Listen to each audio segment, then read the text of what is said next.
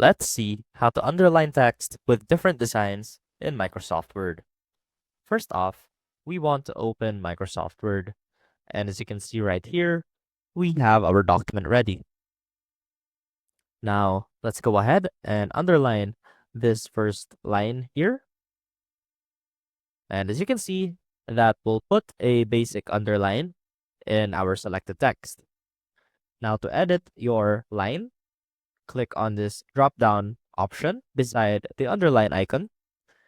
And here, you will see the different options that you have for your line.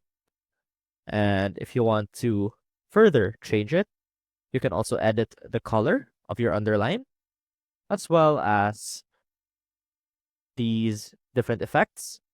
So you can add, instead of an underline, you can add a strike through or a double strike through, or even change your text to a superscript or a subscript, and so much more. And if you only want to change the underline, you can edit it here under underline style and underline color. I hope this helped, and I will see you soon.